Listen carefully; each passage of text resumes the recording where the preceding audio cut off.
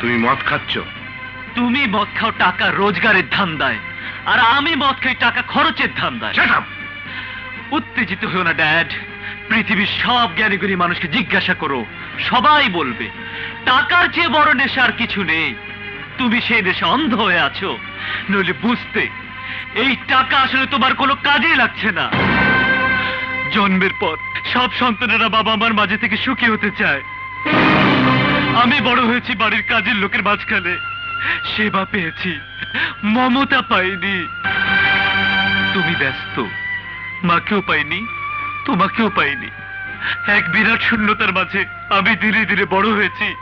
তোমার চিত্তে সুখ থাকতে পারে, কিন্তু আমার চিত্তে নেই। আর সেই দুঃখ বলার জন্য আমি মদ খাই। ড্যাড, আমার মতো মাথা তৈরি না হলে তোমার মতো শিল্পপতিদের মদের কোম্পানি চলবে কি করে? ড্যাড, তোমাকে ঘৃণা করতে পারলে আমি ভালো থাকতাম, কিন্তু আমার ব্যাড লাক, আমি তাও পারছি না। তবে হ্যাঁ, তোমাকে যতই দেখি ততই মাকে না দেখার দুঃখটা আমার বড় হয়ে দেখা দেয়।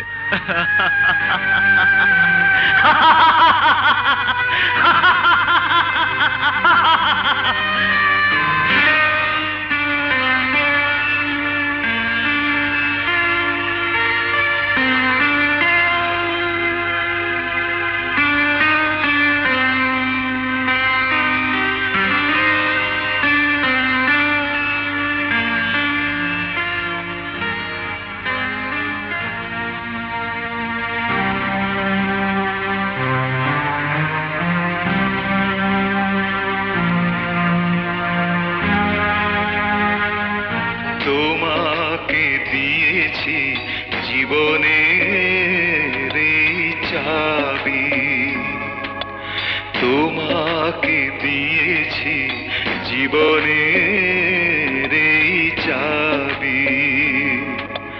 চিরদিন কাছাকাছি থেকো, চিরদিন কাছাকাছি থেকো, তোমার কাছে মোর এই তো দাবি। তোমাকে দিয়েছি জীবনের এই চাবি।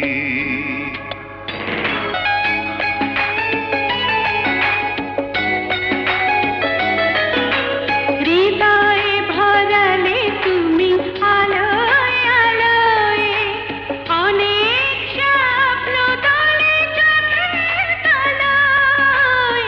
হৃদয়ে ভরালে তুমি আলোয় আলোয়, অনেক স্বপ্ন তোলে চোখের তলায়। এত সুখ সইবে কি, এত সুখ সইবে কি, বারে বারে আমি এই তো ভাবি। তোমাকে দিয়েছি জীবনের এই চাবি। Shila, Shila, please help your son, please help your son, help your সান।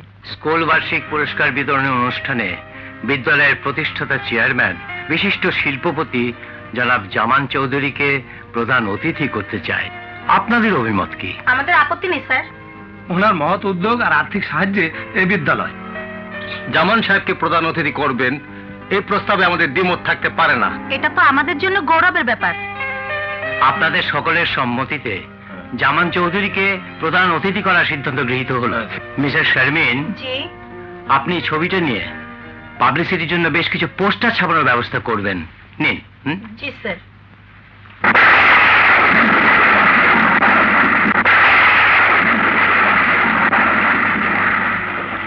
আজ এখানেই সভার সমাপ্তি ঘোষণা করছি। জামান চৌধুরী এই বিদ্যালয়ের প্রতিষ্ঠাতা, আর আমি এতদিন এখানেই চাকরি করে আসছি। না না, আর এক মুহূর্ত চাকরি করা সম্ভব নয়। আমি এখনই চাকরিতে ইস্তফা দেব। মা,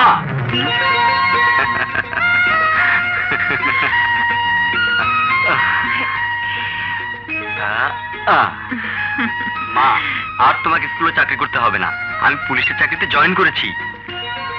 মা হয়ে আমি তোকে দোয়া করছি বাবা, চাকরিতে যেন তুই গৌরব করার মতো উন্নতি করতে পারিস। তবে আমার আদেশ থাকবে বাবা, কর্তব্য পালনে কখনো অমানবিক হোস নে, সৎ এবং নিষ্ঠার সাথে দায়িত্ব পালন করিস। তুমি দোয়া করো মা, তাই যেন হয়, তাই যেন হয় মা।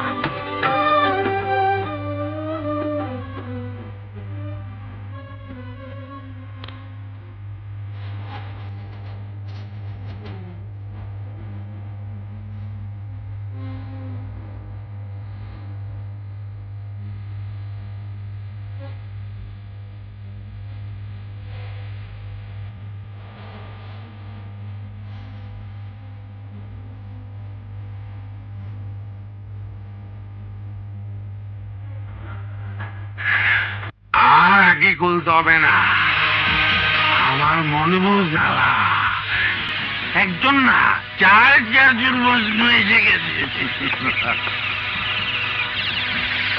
ওর বাবা তোমাদের কাছ থেকে টাকা নিয়েছে, তা আমি জানি, কিন্তু ওর বাবা তো মরে গেছে। এই টাকাটা এখন দেবে কে? তাই তো, টাকাটা দেবে কে? এদেরে জানি না, তবে টাকা না নিয়ে আমরা ফিরে যাব না। এটাকে বিক্রি করে আদায় করব। ছি ছি ছি, এই তোমরা আমার ভাগ্নিকে বিক্রি করবে কেন? সুন্দরী মেয়ে, লোক পাকিয়ে অনেক টাকা ক্যাশ করতে পারবে।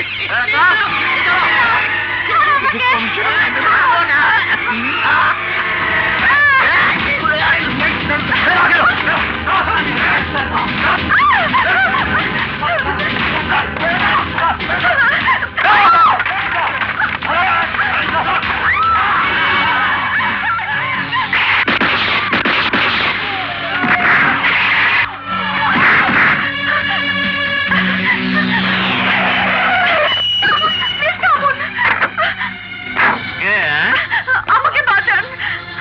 কেন তুমি মরে যাচ্ছ নাকি তোমাকে বাঁচাবো? ওই গুন্ডারা আমাকে ধরে নিয়ে যেতে চায়। হ্যাঁ?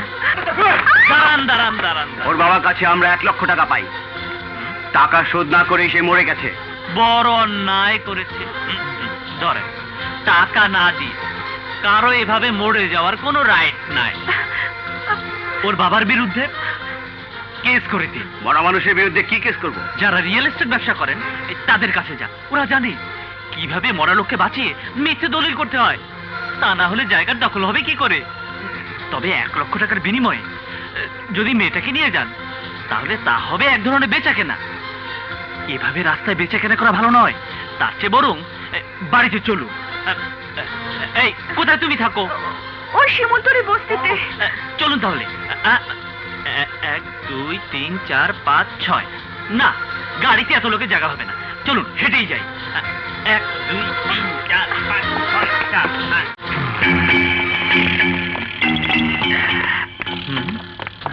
আচ্ছা ভাই, আপনি সত্যি কি 1 লক্ষ টাকা পান? অবশ্যই। আমার মনে বড় জ্বালা, ওর বাবা আমার ভগ্নিপতি। আমি জানি ওর বাবা সত্যি এদের কাছ থেকে টাকা নিয়েছিল। বাহ, সাক্ষীও রেডিমেড পাওয়া গেল, সুতরাং এতে কোনো ভুল হতে পারে না। আচ্ছা, এই 1 লক্ষ টাকা পেলে আপনার মেয়েটিকে মুক্তি দিবেন? অবশ্যই। ওয়েট,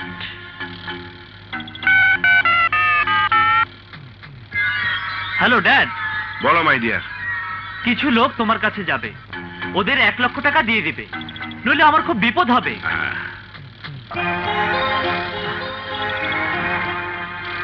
এই ঠিকানা যান, টাকা পেয়ে যাবেন।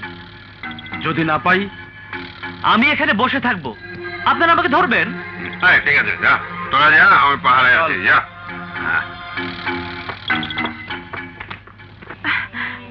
আপনি এতগুলো টাকা? না না, তোমার কোনো উপকার করার জন্য নয়।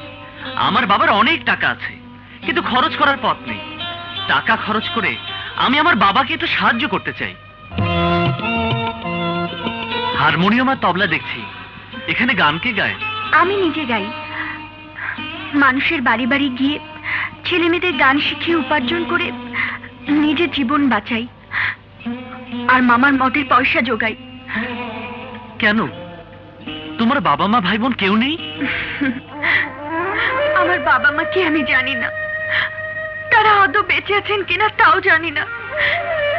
জ্ঞান হওয়ার পর থেকে বুঝতে পারলাম আমি মামা নামে এক লোকের কাছে আছি, এবং আজ সে মামাই টাকার লোভে পড়ে আমাকে ওই গুন্ডাদের হাতে তুলে দিতে চেয়েছিল।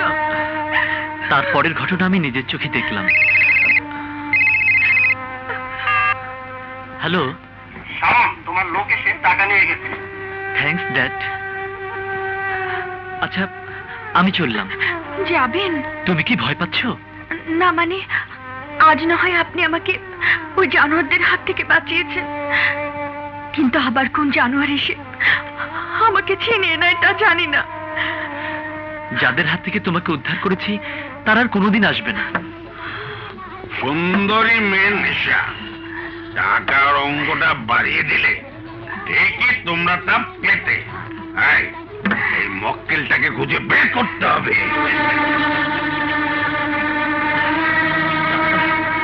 এ ভাই, আমার মদ ফুরিয়ে গেছে, পকেটে টাকা নেই, একটু মদ খেতে দেবেন? এই নিন। জানেন, কিছু লোক ধোকা দিয়ে আমার কাছ থেকে 1 লক্ষ টাকা নিয়ে গেছে। আপনাদের মতো ভালো লোক যদি পেতাম তাহলে তাদেরকে আমি কি করতাম জানেন?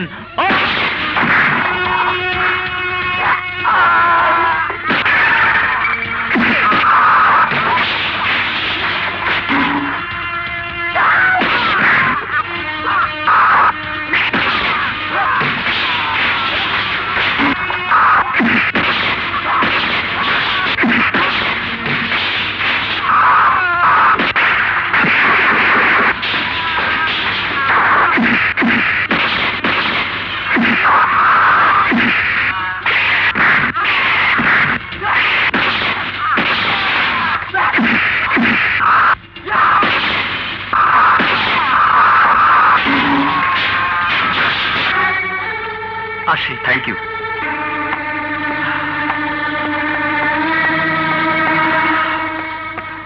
আজ না হয় আপনি আমাকে ওই জানোয়ারদের হাত থেকে বাঁচিয়েছেন।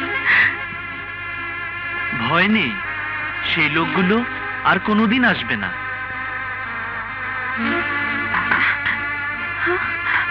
কে? কে? আমি। দরজা খোলো।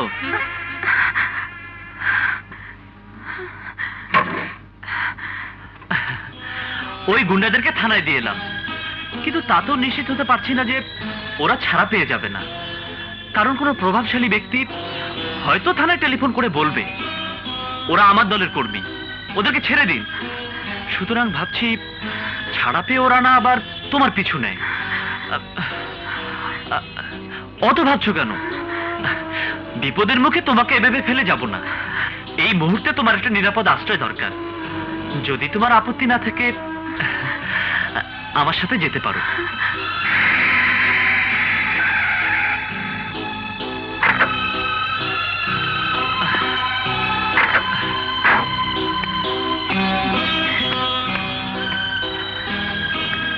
শোনো, ওই গাড়িটাতে উঠে যাও।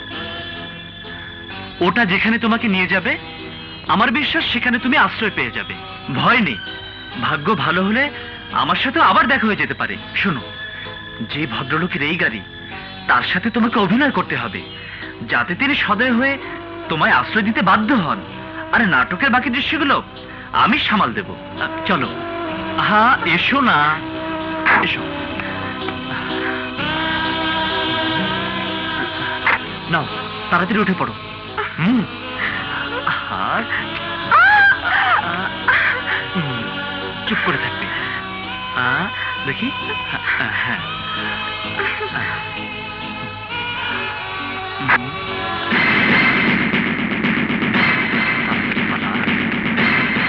আসসালামু আলাইকুম স্যার। ওয়ালাইকুম আসসালাম।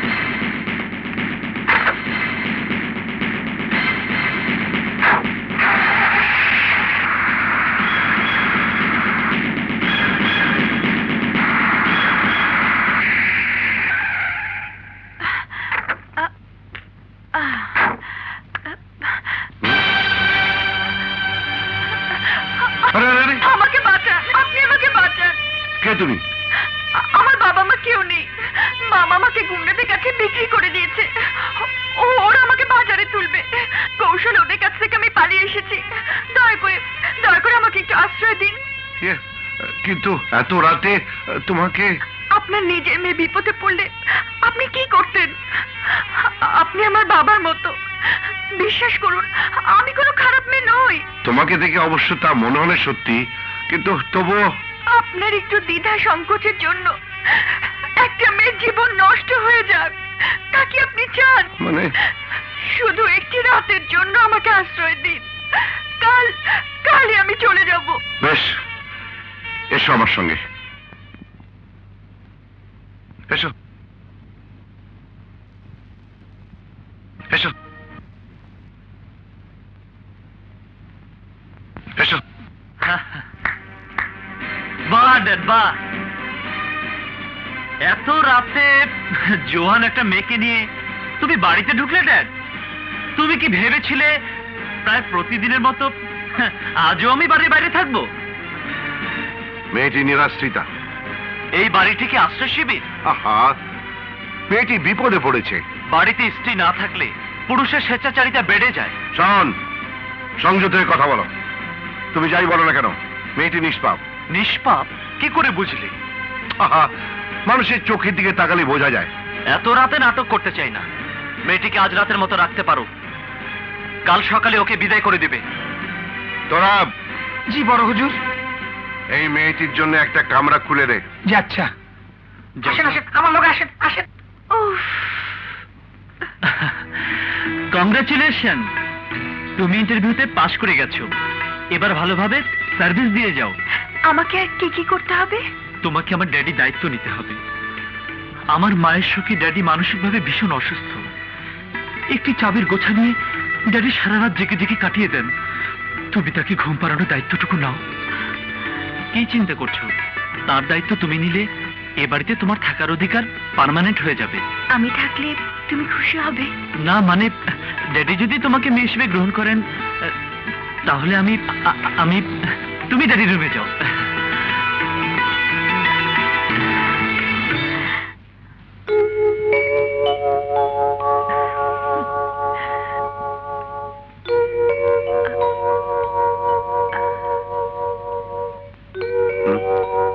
আরে তুমি... এইভাবে শুলে ঘুম হয় না।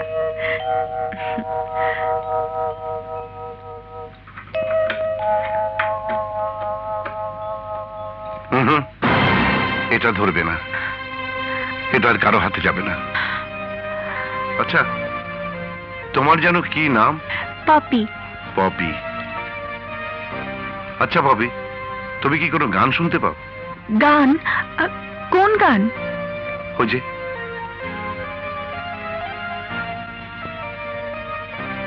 তোমাকে দিয়েছি জীবনের এই চাবি।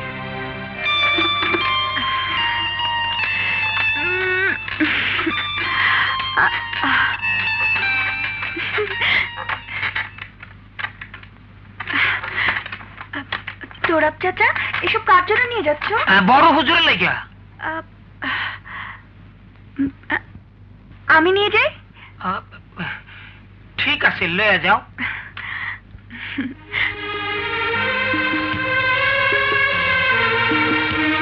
তোমাকে দিয়েছি জীবনের এই চাবি। দেখি তুমি... আপনার চা। কিন্তু তুমি কেন? ওরা কোথায়? এতদিন তো ওরাই দিয়েছে, আজ না হয় বাবার চা নিয়ে দিল।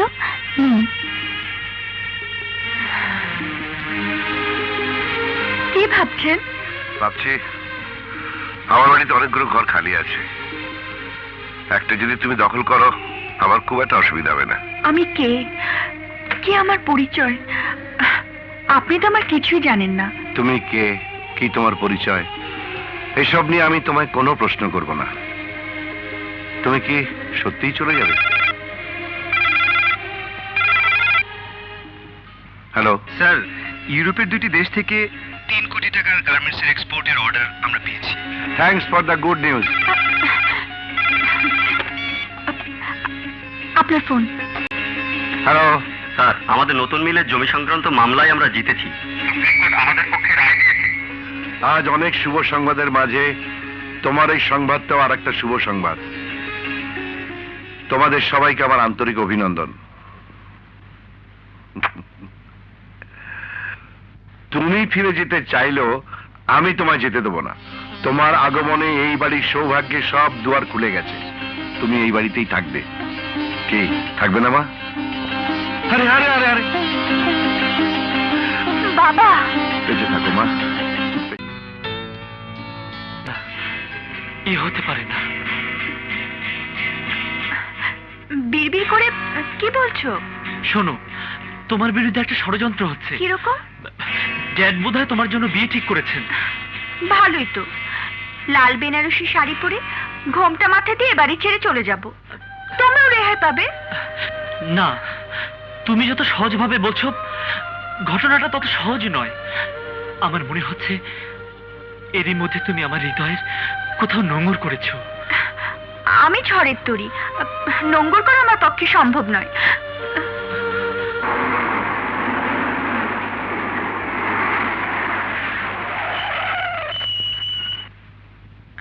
পাপি, বাবা, তোমার জন্য এই হীরের নেকলেসটা নিয়ে এলাম।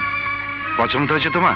এই মণিহার আমার নাহি সাজে, তাকে পড়তে গেলে বাজে, খুলতে গেলে লাগে। হুম, রবীন্দ্রনাথ তোমার জন্য এই কথা বলেনি মা।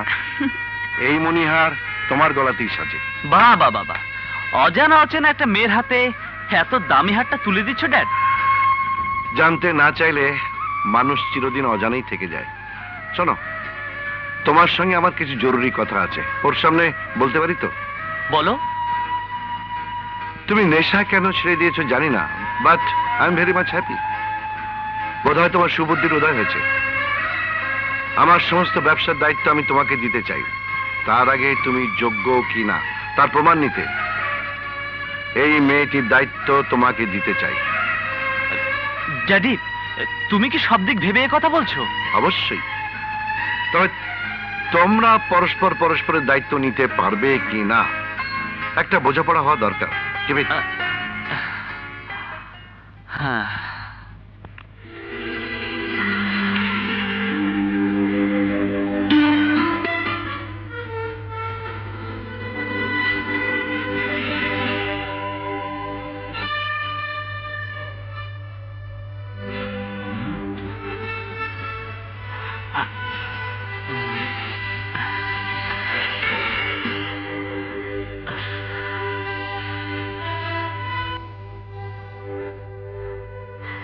এই ড্যাডি কি বলতে চেয়েছেন বুঝতে পেরেছো? এসো। হৃদয়ে ভরালে তুমি আলোয় আলোয়, অনেক স্বপ্ন দলে চোখের তলায়। হৃদয়ে ভরালে তুমি আলোয় আলোয়, অনেক স্বপ্ন দলে চোখের তলায়। সংসার পেতেছ, সেই জন্য বোধহয় অতীতটাকে অতীত করে রেখেছো। কি জন্য এসেছো বলো?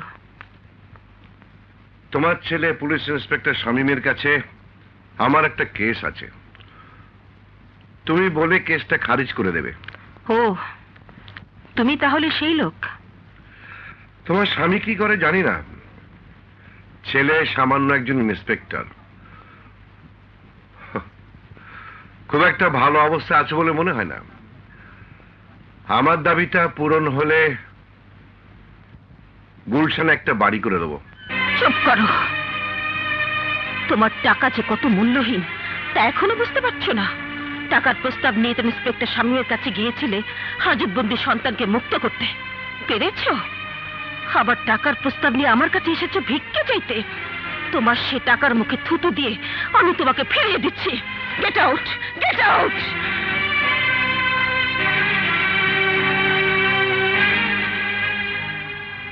টাকার বিনিময় না হোক, তোমার সন্তান শাওনের জন্য এই কাজটা করবে, এই বিশ্বাস নিয়ে আমি চলে যাচ্ছি।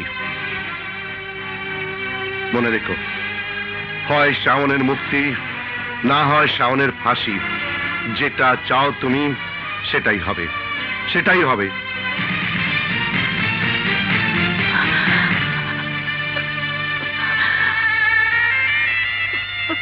হয় শাওনের মুক্তি, না হয় শাওনের ফাঁসি।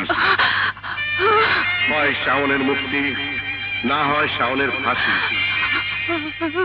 যেটা চাও তুমি সেটাই হবে, সেটাই হবে, সেটাই হবে, সেটাই হবে।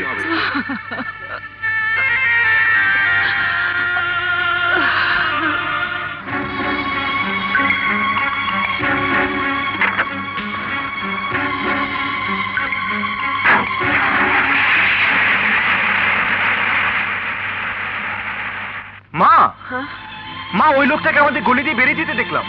কোন লোকটা? ছেলের মুক্তির জন্য যে আমাকে ঘুষ দিতে চেয়েছিল। আমার ভয় হয়েছিল মা, টাকার লোভ দেখাতে ওই লোকটা আবার তোমার কাছে এসেছিল কিনা। না, ওরা বড় লোক, পারে না এমন কোনো কাজই নেই। মা, কাল মামলার তারিখ, আমি জয় হব তো মা?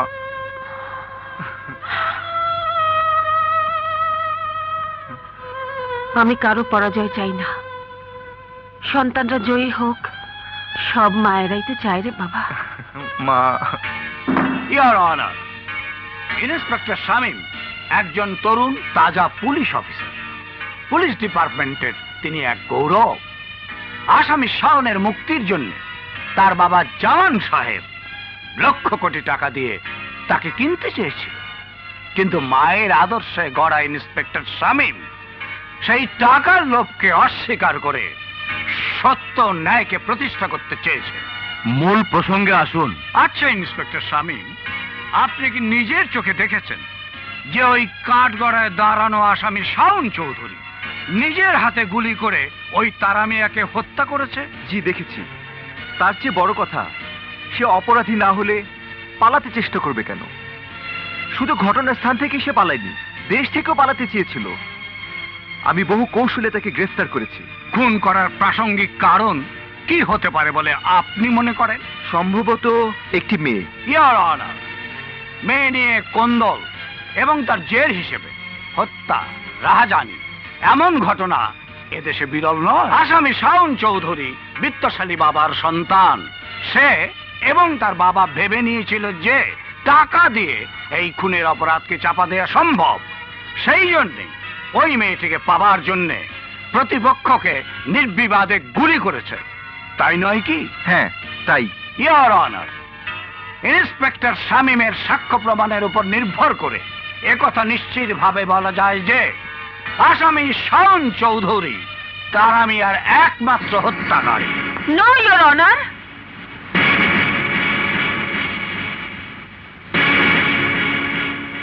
ইন্সপেক্টর শামীমের দেখাটা সত্যি হলেও বোঝাটা ভুল। ভুল? আপনি কি করে বলছেন যে ভুল? পিস্তলের বাটে যে ফিঙ্গারপ্রিন্ট পাওয়া গেছে সেটাও ছিল আসামি শাওন চৌধুরী। আমিও স্বীকার করছি, পিস্তলের বাটে যে ফিঙ্গারপ্রিন্ট পাওয়া গেছে তা শাওনের, কিন্তু গুলি করা এবং ফিঙ্গারপ্রিন্ট পাওয়া একই কথা নয়। এমনও তো হতে পারে আত্মরক্ষার জন্য ধস্তাধস্তি করে সে ওদের কাছ থেকে পিস্তলটি হাতে নিয়েছিল।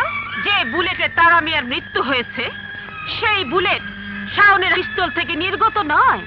এই আমি আমার রিপোর্ট পেশ করছি।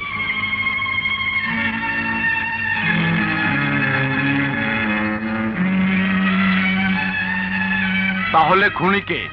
ইয়েস ইওর অনার, যতক্ষণ পর্যন্ত সত্যিকারের খুনি কে প্রমাণ করা সম্ভব না হয় ততক্ষণ পর্যন্ত আসামি শাওন চৌধুরীকে নির্দোষ বলা যাবে না।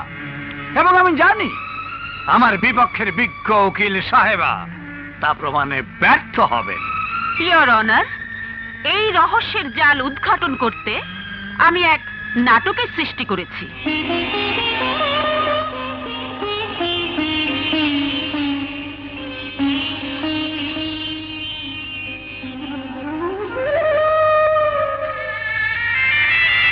শাওন, তুমি আমার ছেলের মতো।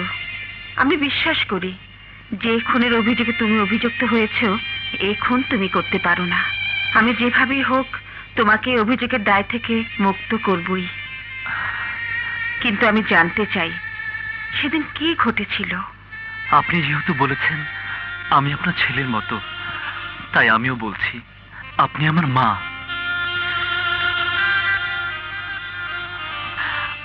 আমার নিজের গর্ভধারিণী মাকে কখনো দেখিনি। একদল গুন্ডা আমাকে আক্রমণ করে পপিকে ছিনিয়ে নিতে চাইলে ধস্তাধস্তির এক পর্যায়ে গুন্ডা দলের একজনের পিস্তলের গুলিতে ওদের একজন গুলি খায়। ওদের ফেলে যাওয়া পিস্তল হাতে তুলে নিয়ে আহত লোকটির কাছে যেতেই লোকটি মারা যায়। এক পুলিশ অফিসার আমাদের পিছু নিতে আমি পপিকে নিয়ে ওই এলাকা থেকে পালিয়ে আসি। বিশ্বাস করুন, আমি খুনি নই, এখন আমি করিনি মা। পার্কের এই জায়গাটিতে সেদিন খুনটি হয়েছিল। এই পার্কই হলো ওদের আস্তানা, কাজেই ওদের ধরার জন্য আমরা এখানেই জাল পাতবো। তোমাকে যা যা বলেছি সেভাবে অভিনয় করবে। আমি ছদ্মবেশী পুলিশদের নিয়ে আড়ালে ওত পেতে থাকবো। হ্যাঁ, চলুন ম্যাডাম।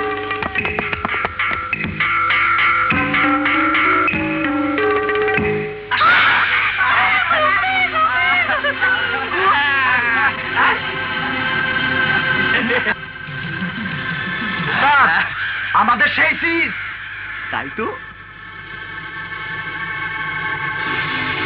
সুন্দরী, তোমার দাদুকে ভালোভাবে ফাঁসিয়েছি। খুন করেছি আমি, আর ফাঁসিতে ঝুলবে তোমার নাগর। ওর জন্য অপেক্ষা করে লাভ নেই, আমার সাথে চলো।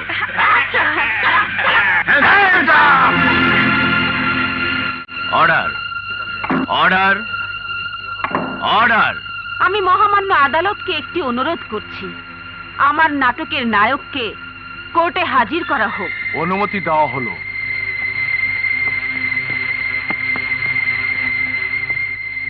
যাহা বলিব সত্য বলিব, যাহা বলিব সত্য বলিব, সত্য বই মিথ্যা বলিব না। সত্য বই মিথ্যা বলিব না। আপনি তারা মিয়াকে খুন করেছেন? না, মিথ্যে কথা, আমি খুন করিনি। খুন করে একটি অপরাধ করেছেন, মিথ্যে কথা বলে আরেকটি অপরাধ করবেন না। না, আমি খুন করিনি। ইওর অনার, অপরাধী যখন অপরাধ করে তখন সে তার নিজের অজান্তেই তার অপরাধের কোনো না কোনো চিহ্ন রেখে যায়, যার সূত্র ধরে সে ধরা পড়ে। কাঠগড়ায় দাঁড়ানো এই লোকটিও ঠিক একই ভুল করেছিল, এবং সেই ভুলের মুহূর্তটি আমি ধরে রেখেছি এই টেপ রেকর্ডারে। নিন।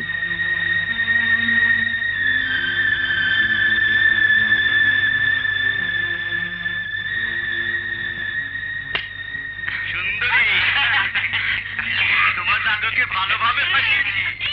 খুন করেছি আমি, আর ফাঁসিতে ঝুলবে তোমার নাগর। এরপরও নিশ্চয়ই আপনি অস্বীকার করবেন না যে তারা মিয়াকে আপনি খুন করেননি? হুম?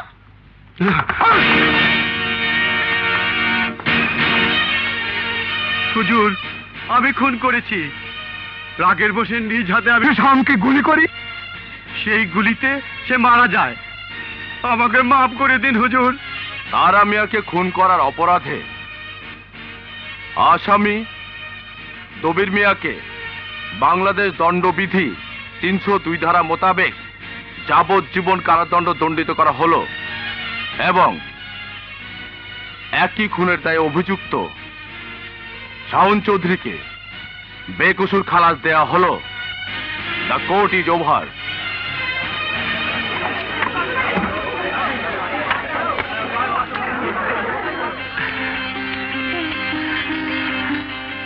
নিজের ছেলেকে হারিয়ে দিয়ে অন্যের ছেলেকে আপনি ছেলের মর্যাদা দিলেন, এই ঋণ কখনো ভুলবো না।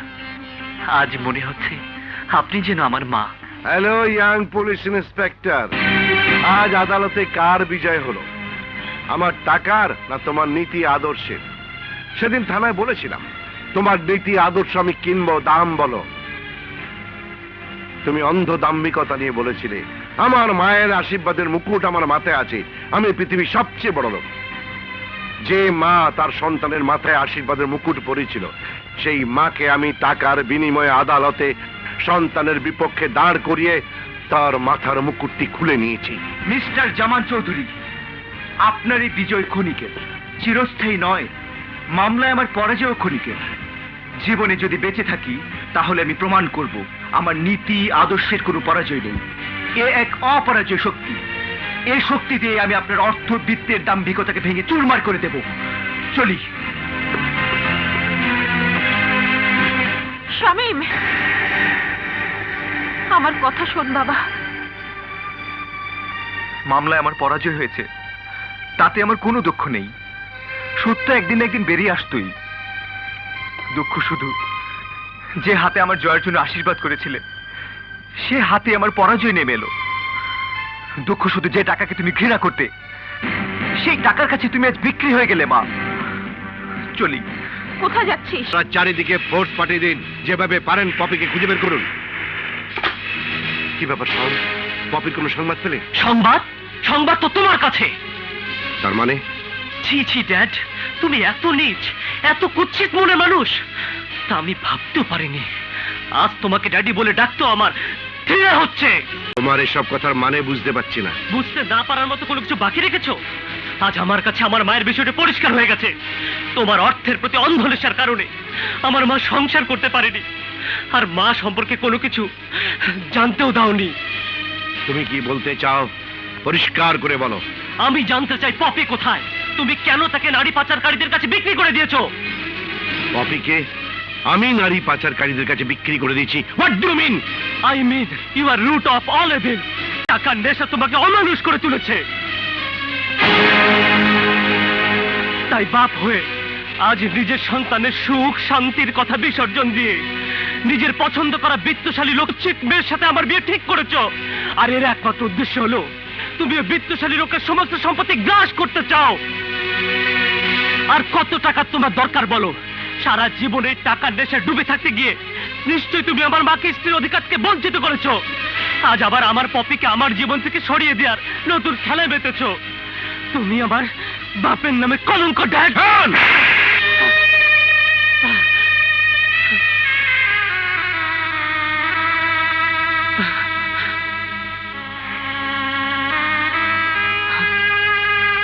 টাকার নেশা আমাকে অমানুষ করলো, তোমাকে স্নেহ মমতা দিয়ে মানুষ করার মতো প্রীতি স্নেহ এই মন থেকে আমি কখনো হারিয়ে যেতে দেইনি। ছোটবেলা থেকে তোমার জীবনে মায়ের স্নেহে ও মমতার অভাব ছিল বলে আমি নিজের সুখ শান্তি বিসর্জন দিয়ে তোমাকে লালন পালন করে বড় করেছি।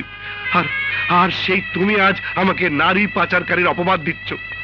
নিজের সন্তান হয়ে তুমি আমাকে যত অপবাদই দাও না কেন, তবু আমি বলবো পপিকে নারী পাচারকারীদের কাছে বিক্রি করার অভিযোগ মিথ্যে মিথ্যে মিথ্যে।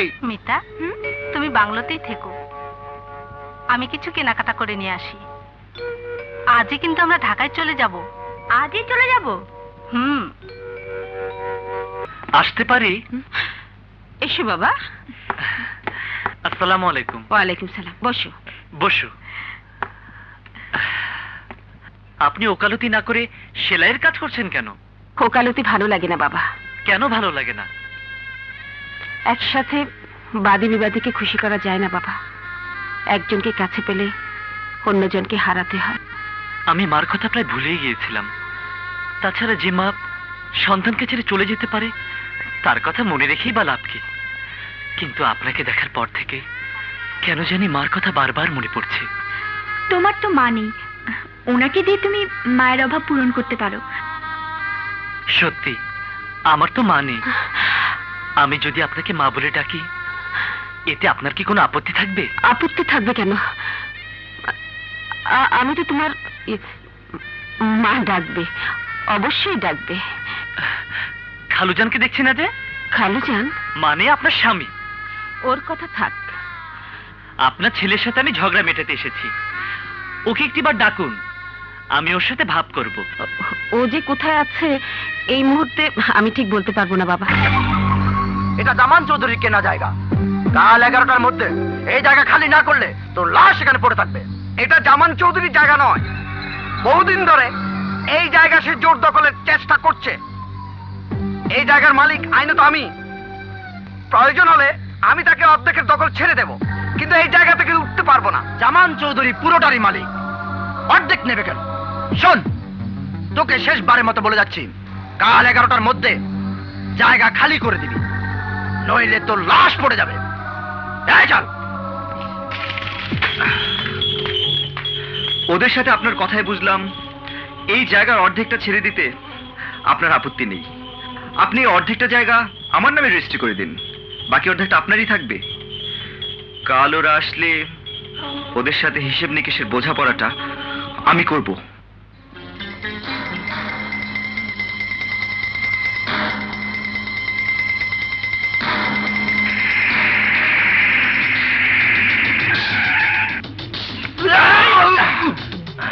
বাহ, ভেরি পাংচুয়াল। ঠিক 11টায় চলে এসেছো। কে তুই? দেখো ভাই, জামান চৌধুরী জমি দখল করতে এসে নিজেরা রক্তাক্ত হবে কেন? সামান্য কিছু টাকার বিনিময়ে রক্ত ঝরাতে এসেছো? ভাই, রক্তগুলো ব্লাড ব্যাংকে বিক্রি করলে মানুষের উপকার হতো, তাই না?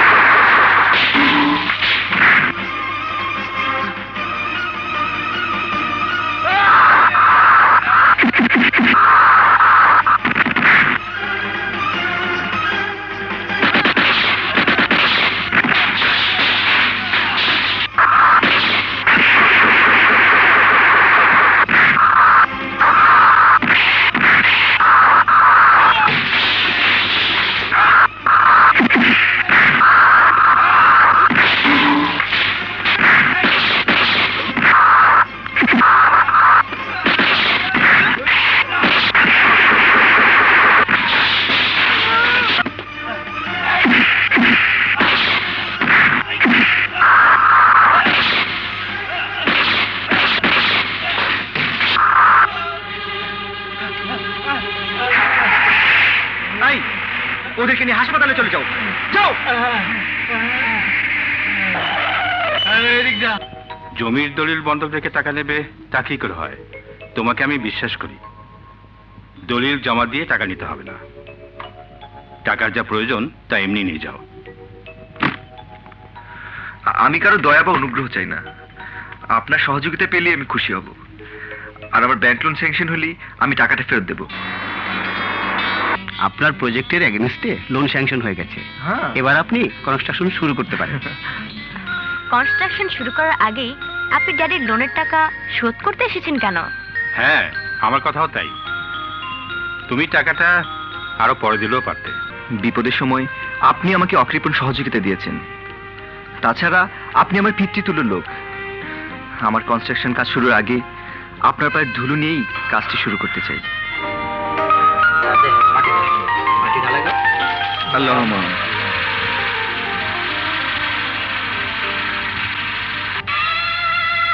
মা শিলক মুক্তপ ইন্ডাস্ট্রিজ, ধন্য ছেলে গর্বিতা মা। মা, তুমি আমাকে দোয়া করো মা।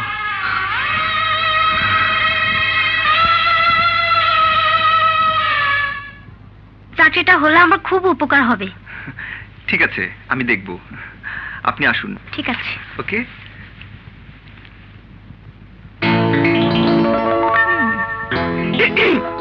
আপনি? হ্যাঁ, আমি কাগজে বিজ্ঞাপন দেখে আমি চিন্তা করে দেখেছি আমার চেয়ে ভালো অফিস সেক্রেটারি আপনার আর কেউ হতে পারে না।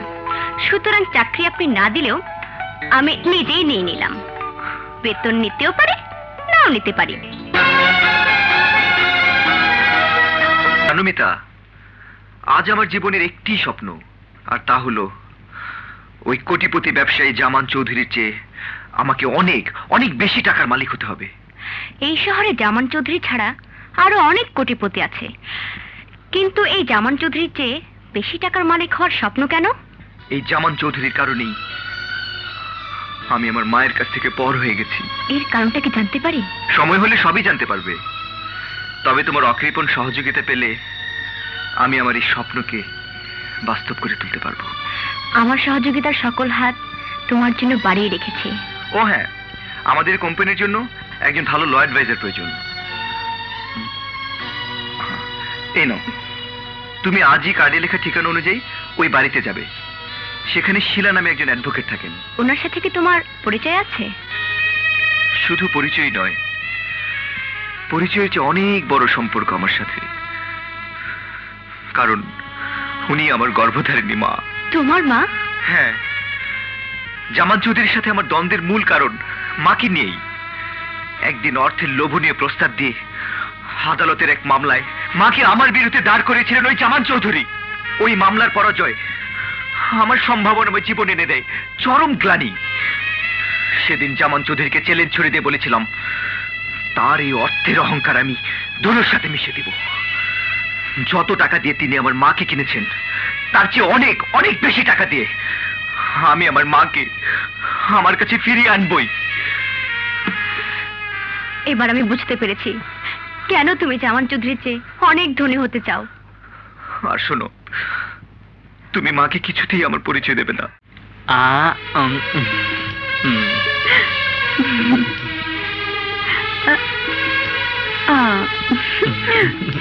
আসতে পারি? এসো। আসসালামু আলাইকুম। ওয়ালাইকুম সালাম, বসো। আপনি মানে তুমি? আমি একটা কোম্পানির পক্ষ থেকে আপনাকে একটা অফার দিতে এসেছি। কিসের অফার? কোম্পানির একজন ল অ্যাডভাইজার হিসেবে নিয়োগদানের অফার। কোম্পানির নাম কি? মা শিলা এন্টারপ্রাইজেস। মা শিলা এন্টারপ্রাইজেস। মালিকের নাম কি? মালিকের নাম মাকে কিছুতেই আমার পরিচয় দেবে না। Mister John. না, উনি চাকরি করবেন না। আমার ড্যাডির প্রচুর টাকা আছে, প্রয়োজন হলে আমি টাকা এনে দেবো। না বাবা, কারো দয়ার দান নিতে নেই। এটাকে দয়ার দান বলছেন কেন? বলুন ঋণ শোধ। তুমি তো আমাকে মা ডাকো, মায়ের ঋণ শোধ করা যায়? আমি চাকরি করব। কোথায় তোমাদের অফিস? অ্যাডভোকেট শিলার জন্য টাকা নিতে চাও? Yes dad. উনি কি টাকা গ্রহণ করবেন? আমার সামনে ওনার একটা চাকরির অফার এসেছিল। আমি ওনাকে মায়ের মতো শ্রদ্ধা করি। আমি চাই না এই উপকারী মহিলা এই বয়সে চাকরি করুক। যদিও বলেছেন তিনি কারো দয়ার দান নেবেন না, তবু আমি অনুরোধ করলে হয়তো তিনি মেনে নেবেন।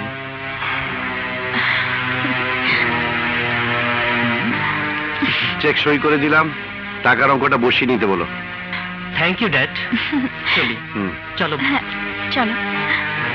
জামান চৌধুরীর প্রাচুর্যের প্রাসাদ যত ভাঙবে আমার প্রাসাদ তত বেড়ে উঠবে। আমি তার পতন চাই। স্যার, ঋণের জন্য শিল্প ব্যাংক খেলাপি হিসেবে চিহ্নিত করে সংবাদপত্রে মামলা দায়েরের কথা ছাপিয়ে দিয়েছে। আমরা শত চেষ্টা করেও ব্যর্থ হয়েছি। কি বলছেন? এই টেক্সটাইল মিল ঋণের দায় নিলাম হয়ে যাবে? জি স্যার। শিখ ইন্ডাস্ট্রি হিসেবে শিল্প ব্যাংকের কাছে যে আবেদন করেছিলাম সেটার কি হলো? আমাদের আবেদন শিল্প ব্যাংক নাকচ করে দিয়েছে। মামলায় যদি হেরে যাই তাহলে ব্যাংক তার টাকা রিকভারির জন্য টেক্সটাইল মিলসের মালিকানা সত্ত্ব নিলামে বিক্রি করতে বাধ্য হবে।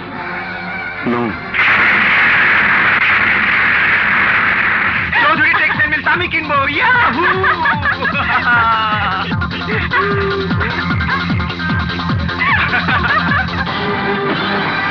স্পিনিং মিল ইনস্টলেশনের সময় বাড়ি মর্টগেজ রেখে যে টাকা নিয়েছিলাম সুদে আসলে এটা কত হয়েছে? প্রায় 5 কোটি। ও মাই গড, বাড়িটা তাহলে চলে যাবে।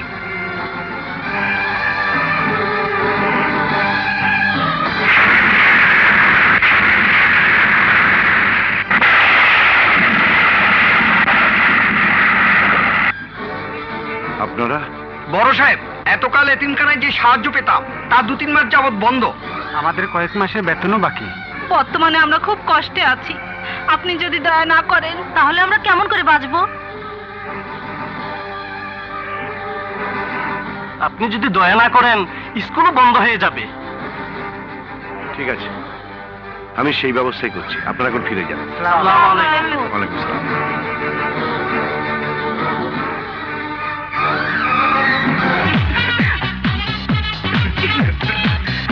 জামান চৌধুরী বাড়ি অফিসের মালিক আমি হব।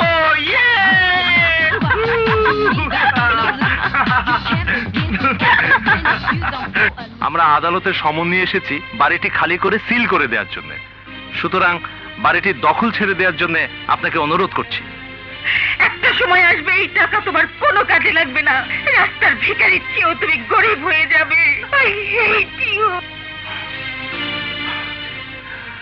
আমার এক এক করে সবকিছু যখন হাতছাড়া হলো তখন আর এই বাড়িটা থাকবে কেন? আমি বাড়িটার দখল ছেড়ে দিলাম।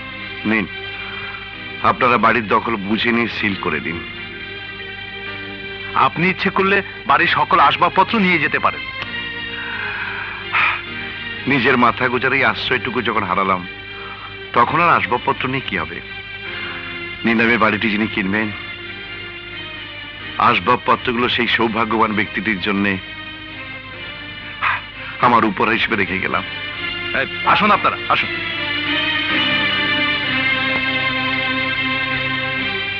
হুজুর আপনি আমাকে কিছু একটা কোন, আমরা এখন কই যামু, কই থাকবো? হুকুম করার মতো ক্ষমতা আমার এতদিন যে ছিল, আজ আর সেই ক্ষমতা আমার নেই। এতদিন তোমরা আমার সুখের সাথী হয়ে এই বাড়িতে ছিলে, আজ সেই বাড়ি ছেড়ে নিঃস্ব হয়ে আমি পথে এসে দাঁড়িয়েছি। তোমরা অন্য কোথাও কাজ খুঁজে নিও। তোমাদের জন্য কিছু করতে পারলাম না বলে আমাকে ক্ষমা করে দিও। স্যার আমরা নিমো খারাপ হইতে পারব না। সুখের দিনে যেমন আপনার লগে আসিলাম, আজ দুঃখের দিনও আমরা আপনার লগেই থাকুম, আপনার লগেই থাকুম। এই হীরের আংটিটা রাখো, এটা বিক্রি করে কয়েক হাজার টাকা পাবে। সেই টাকা দিয়ে তোমরা একটা কিছু করে নিও। না না স্যার, ওইটা আমরা নিমু না। না না স্যার, এটা নেব না, এটা আপনার বিপদের দিনে কাজে লাগবো। ওঠো ওঠো ওঠো।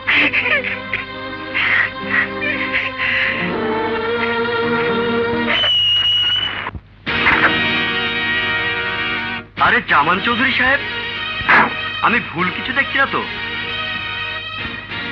একদিন আদালতের বারান্দায় দাঁড়িয়ে গর্ব করে বলেছিলেন আপনার অর্থের প্রাচুর্য দিয়ে আমার মাথা থেকে আমার মায়ের আশীর্বাদের মুকুটটি খুলে নিয়েছেন। কিন্তু সেদিনে সে কোটিপতি জামান চৌধুরীর আজ একই অবস্থা। বিলাসবহুল লেটেস্ট মডেলের দামি গাড়ি ছাড়া এই শহরের রাস্তায় যিনি কখনো চলাচল করতেন না, আজ পায়ে হেঁটে তিনি রাস্তা পার হচ্ছেন। Sad, very sad. যদি কিছু মনে না করেন, আমার গাড়িতে করে আপনাকে পৌঁছে দেই। নির্বোধ ইয়াং ম্যান, তুমি আমাকে বিদ্রুপ করছো, কিন্তু একটা কথা জেনে দেখো, আমি জামান চৌধুরী জীবনের কাছে কখনো হার মানিনি। একদিন রাস্তার থেকে কঠিন সংগ্রামের এক একটা সিঁড়ি বেয়ে আমি অর্থ আর প্রাচুর্য করায়ত্ত করেছি। আমি সাময়িকভাবে মুচকেছি, কিন্তু কখনো ভাঙবো না। জামান সাহেব, আপনার জীবনে ভাঙনের খেলা অনেক আগে থেকেই শুরু হয়েছে। এ খেলায় আপনি শুধু ভাঙতেই থাকবেন, আর কখনোই করতে পারবেন না। 3 কোটি 50, 4 কোটি, 4 কোটি 1, 4 কোটি 2, 5 কোটি, 5 কোটি 1, 5 কোটি 2, 5 কোটি 3, 5 কোটি। নিলাম ডাক প্রতিযোগিতায় অংশগ্রহণকারীদের মধ্যে মিস্টার শামীম চৌধুরী সর্বোচ্চ 5 কোটি টাকা ডাক তোলেন বিধায় নিলাম ডাক ব্যবস্থাপনা কমিটি ব্যাংক কর্তৃক মামলায় ডিক্রি পাওয়া বিশিষ্ট শিল্পপতি জামান চৌধুরীর বাড়িটি জনাব শামীম চৌধুরীর নামে বরাদ্দ দিল।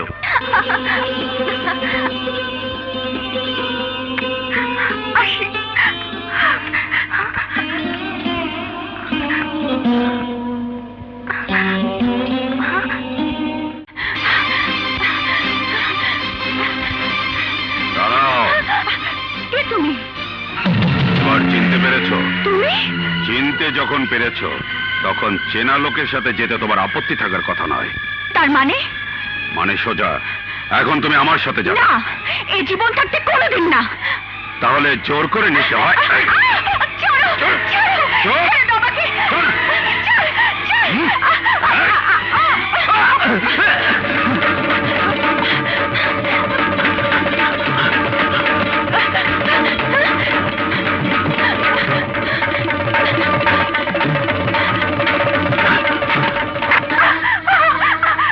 আপনি আমাকে বাঁচান, আপনি দয়া করে। কি হয়েছে তোমার? একটা গুন্ডা আমাকে জোর করে ধরে নিয়ে যেতে চায়।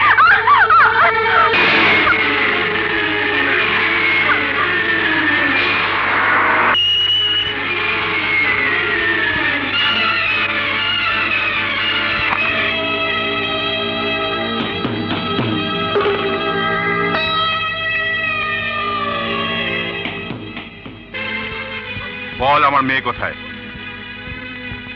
তুই নিশ্চয়ই জানিস। বল, নইলে তোকে পুলিশে দেব। রাহেরা, থানায় ফোন করো। আমাকে পুলিশে দেবেন না, বলছি। গোডাউনের মাল পাচারের মামলায় জেল খাটার অপমান সহ্য করতে না পেরে প্রতিশোধ নেওয়ার জন্য আমি আপনার মেয়েকে চুরি করি। এই মেয়েটি হচ্ছে আপনার সেই মেয়ে।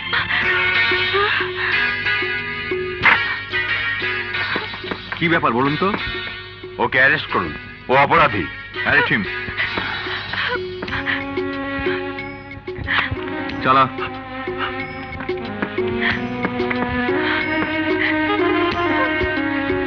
মা,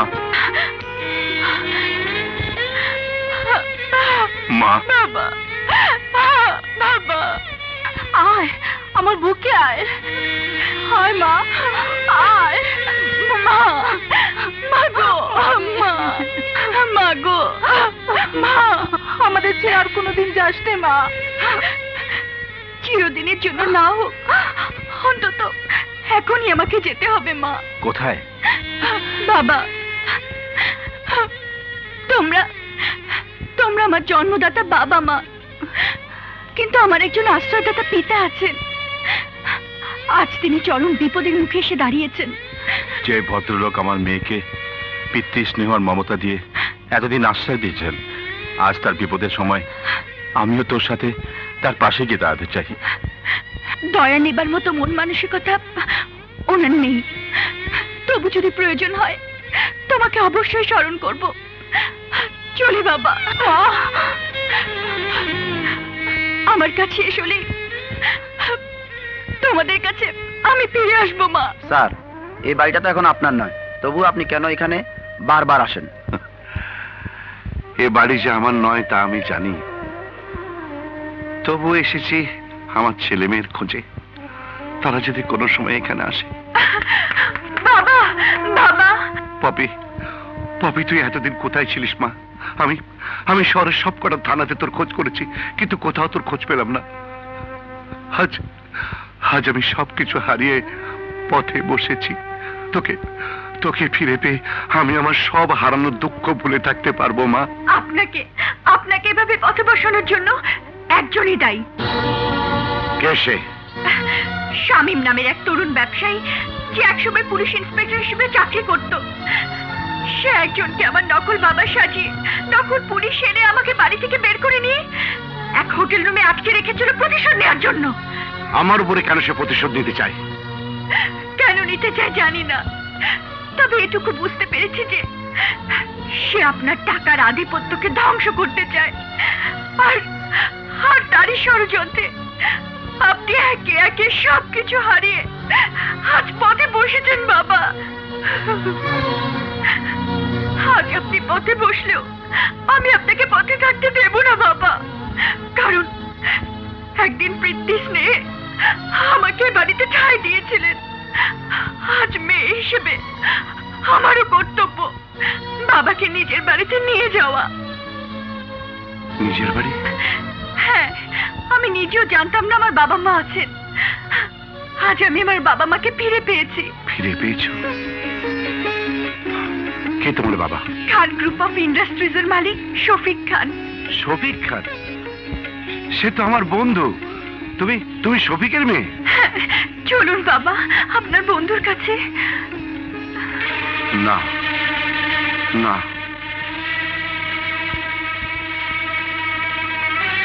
আমি আপনার অর্থ আর বৃত্তের দাম্ভিকতাকে ভেঙে চুরমার করে দেব। যে আমাকে ধ্বংস করতে চায় আমিও তাকে ধ্বংস না করে ছাড়বো না। একজনকে দুনিয়ার বুক থেকে সরিয়ে দিতে হবে, তার মানে খুন। আর খুন করতে হলে মোটা অঙ্কের টাকা দিতে হবে। সর্বস্ব হারিয়ে আজ আমি পথে দাঁড়িয়েছি। এই শেষ সম্বল নিয়ে আমি তোমার কাছে এলাম। আমাকে যে নিঃস্ব করেছে, পথে নামিয়েছে, আমি সেই শত্রুকে জীবিত নয় মৃত লাশ হিসেবে দেখতে চাই। আপনার ইচ্ছে অনুযায়ী কাজ করা হবে।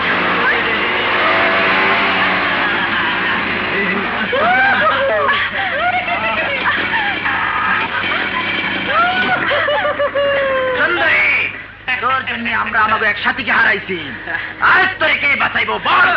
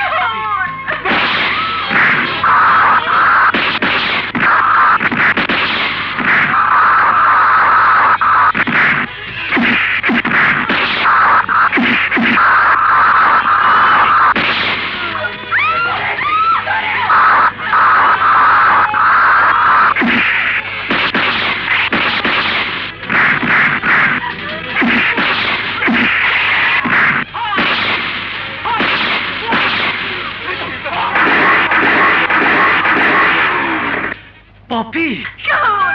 পপি! শাওন!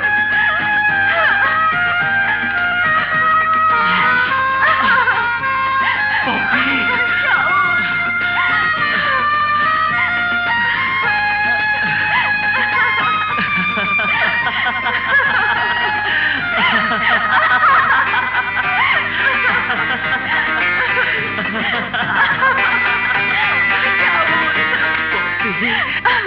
শাওন! শাওন, তুমি কোথায় ছিলে? আমি তোমাকে পাগলের মতো খুঁজে বেরিয়েছি। আমিও তোমাকে সারা দেশে খুঁজে বেরিয়েছি। তুমি কোথায় ছিলে?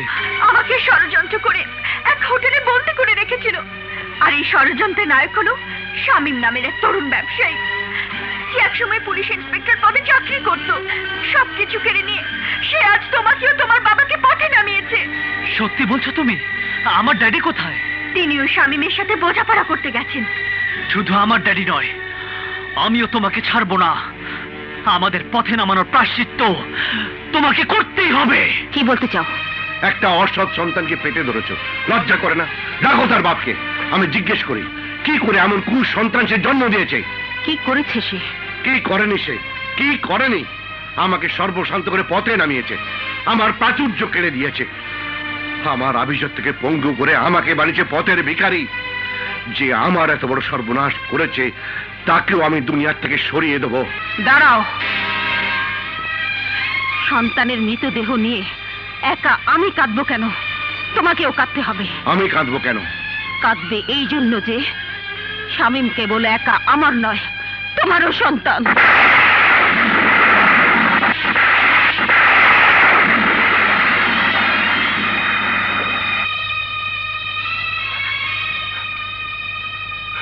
কি বললে? শামীম? শামীম আমার সন্তান? হ্যাঁ, তোমার বাড়ি থেকে যখন অভিমানে চলে এসেছিলাম, শামীম তখন আমার গর্বে ছিল। ওর জন্মের পর তোমার কুৎসিত চেহারাটা ওকে দেখতে দেইনি। আমার পরিচয় তাকে বড় করেছি। তুমি কি ভেবেছো আমি নতুন করে সংসার পেতেছি? না, তোমাদের মতো অর্থলোভী তোদের চেহারা আমার জানা আছে, তাই এই সংসার করার লোভ আমার আর হয়নি। বাবা হয়ে ছেলেকে খুন করার জন্য গুন্ডা ভাড়া করেছি। কোথায় যাচ্ছ? হ্যাঁ, কোথায় যাচ্ছি? আমার সন্তানকে বাঁচাতে, আমার সন্তানকে বাঁচাতে, আমার সন্তানকে বাঁচাতে।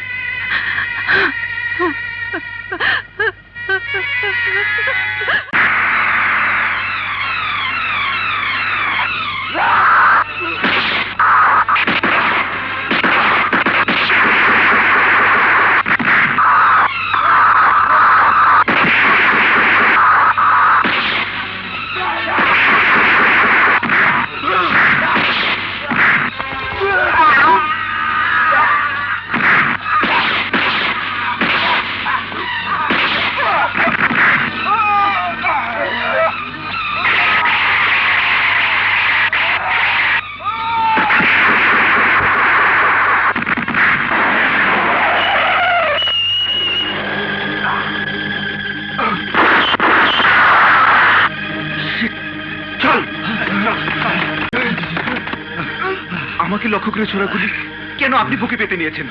কি আপনি? আমি কে সেই পরিচয় বলতে পারবে তোমার মা?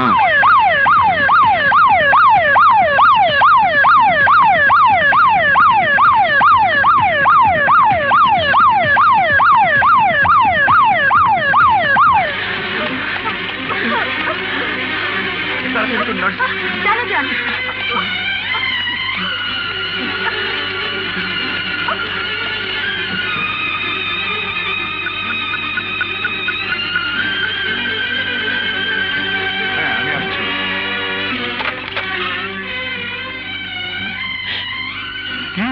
বুকে গুলি লেগেছে। ডাক্তার সাহেব, যেভাবেই হোক আমার স্বামীকে বাঁচান। হ্যাঁ ডাক্তার সাহেব, যেভাবে হোক আমার বাবাকে বাঁচাতেই হবে। প্লিজ আপনি তাড়াতাড়ি ব্যবস্থা করুন। ঠিক আছে, ঠিক আছে। সিস্টার, পেশেন্টকে তাড়াতাড়ি নিয়ে আসুন।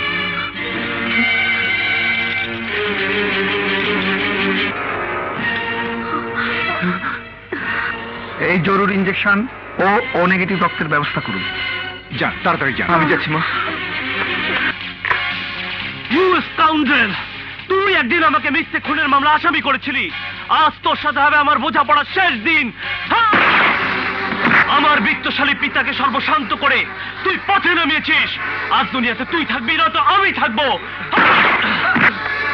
ভাইয়া, তুমি আমাকে কেন মারছো? যেখানে তোর জীবন বাঁচবে না সেখানে তোর বাবার জীবন বাঁচাতে চাস কিভাবে?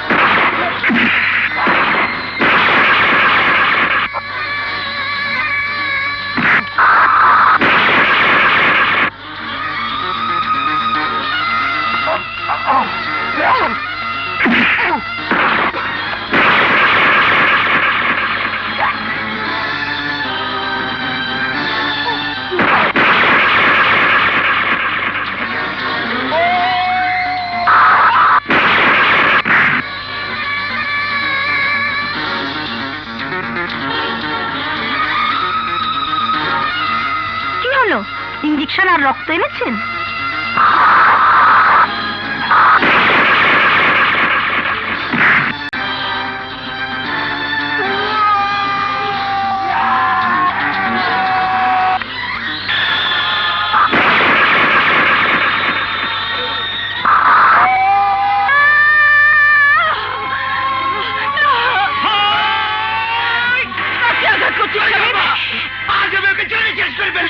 আমার সামনে থেকে সরে যাও মা।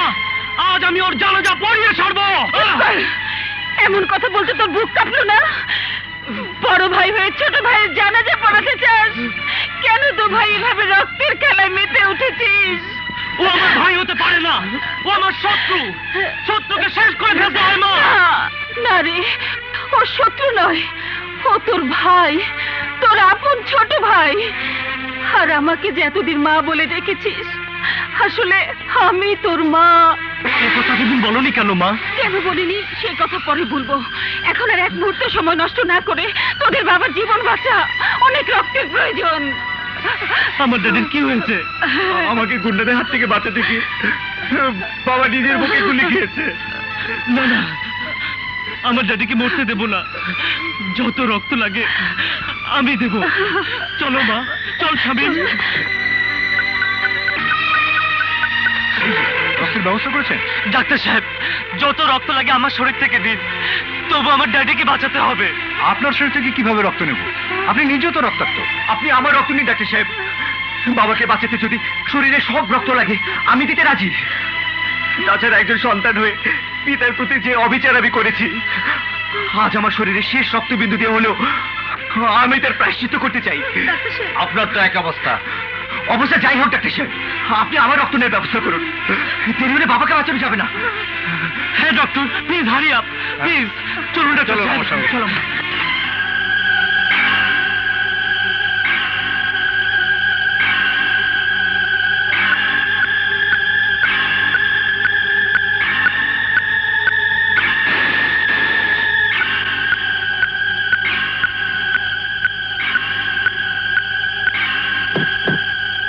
হে আল্লাহ, আমি জ্ঞান হওয়ার পর থেকে না বুঝে আমার ড্যাডিকে অনেক কষ্ট দিয়েছি। আজ আমার ড্যাডি মৃত্যুর সাথে লড়াই করছে।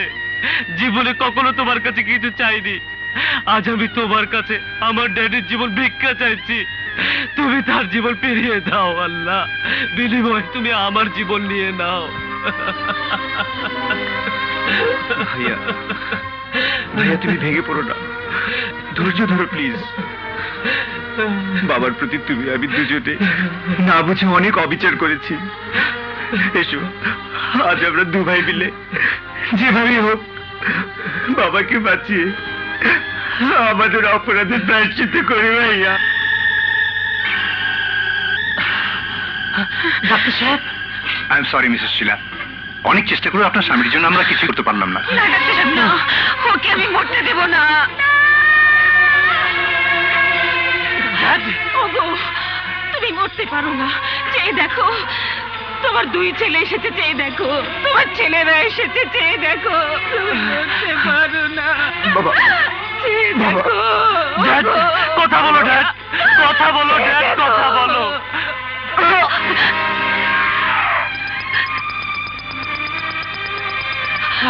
শোন শামীম, শিগগির ডাক্তারকে ডাক, শিগগির ডাক্তারকে ডাক। ডাক্তার সাহেব, ডাক্তার সাহেব তাড়াতাড়ি আসুন, চলুন। ডাক্তার সাহেব, ও বেঁচে আছে।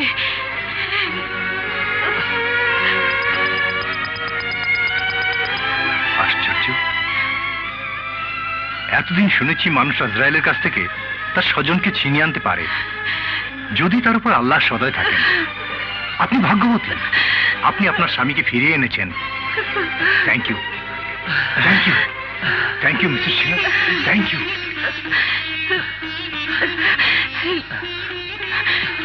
ওগো, দেখো, তোমার দুই ছেলে শাওন আর শামীম। বাবা, বাবা,